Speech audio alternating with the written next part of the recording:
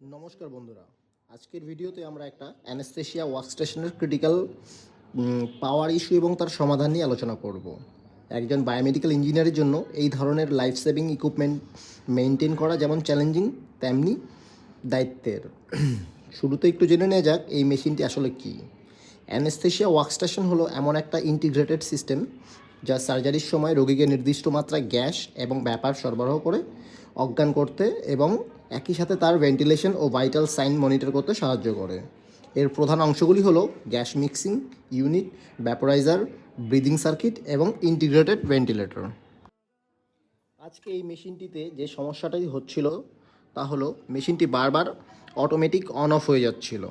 এটাকে আমরা বায়োমেডিক্যাল পরিভাষায় ইন্টারমিনেন্ট পাওয়ার ফেলিয়ার বলতে পারি। এই ধরনের সমস্যা অপারেশন চলাকালীন হলে রোগীর জন্য তা অত্যন্ত ঝুঁকিপূর্ণ। স্ক্রিনে আপনারা দেখতে পাচ্ছেন আমরা ধাপে ধাপে মেশিনটি ব্যাক প্যানেল এবং ইন্টারনাল সার্কিটগুলো খুলছি। ট্রাবল শুটিংয়ের প্রথম নিয়ম অনুযায়ী আমরা প্রথমে ভোল্টেজ চেক করি এবং সন্দেহবশত মেন কন্ট্রোল বোর্ডটিও পরিবর্তন করে দেখি, কিন্তু অবাক করার মতো বিষয় হলো নতুন মেইন বোর্ড লাগানোর পরেও সমস্যাটি থেকেই গেল। মেইন বোর্ড কাজ না করায় আমরা এরপর ক্যাপাসিটর ইউনিট এবং এসএমপিএস অর্থাৎ পাওয়ার সাপ্লাই ইউনিটটি ক্রস চেক করি। অনেক সময় ক্যাপাসিটর লিক করলে বা আউটপুট ভোল্টেজ স্টেবল না থাকলে এমন রিবুট হওয়ার সমস্যা দেখা দেয়।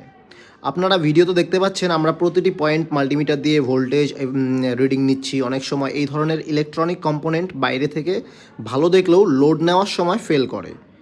আমরা পাওয়ার ইউনিটের প্রতিটি সেকশন টেস্ট করি এবং শেষ পর্যন্ত আমরা সেই সোর্স বা পয়েন্ট সর্ট আউট করতে সক্ষম হই যেখান থেকে পাওয়ার ফ্ল্যাকচুয়েট হচ্ছিল। সার্ভিস ইঞ্জিনিয়ারদের জন্য একটা টিপস হলো শুধুমাত্র বোর্ড পার্টস পরিবর্তনের দিকে না তাকিয়ে কানেকশন লুজ বা গ্রাউন্ডিং ইস্যু আছে কিনা তা একবার দেখিয়ে নেওয়াটা খুব জরুরি। যারা বায়োমেডিক্যাল নিয়ে পড়াশোনা করছো তাদের জন্য জানাই এই মেশিনের হার্ট হলো এর ভেন্টিলেটর এবং নিউমেটিক সিস্টেম। এটি হাই প্রেশার ও অক্সিজেন এবং নাইট্রাস অক্সাইড নিয়ে সেটিকে লো প্রেশারে কনভার্ট করে।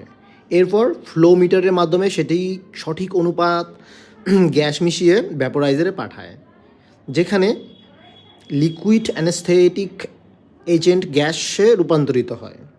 পুরো প্রসেসটি ডিজিটাল এবং অ্যানালগ উভয় সেন্সর দ্বারা নিয়ন্ত্রিত হয়, তাই ইলেকট্রনিক সার্কিটের সামান্য ত্রুটি থাকলেও পুরো ডেলিভারি সিস্টেম শটডাউন হতে যেতে পারে, যা আমরা আজকে এই ভিডিওতে দেখলাম এবং রিপেয়ার করলাম। সার্ভিসিংয়ের শেষে এখন মেশিনটি একদম স্টেবল মোডে আছে এবং পারফেক্ট টেস্টেড সাবকিউসেস হয়েছে। আশা করি এই ভিডিওটি নতুন বায়োমেডিক্যাল ইঞ্জিনিয়ার এবং সার্ভিস ইঞ্জিনিয়ারের কাজে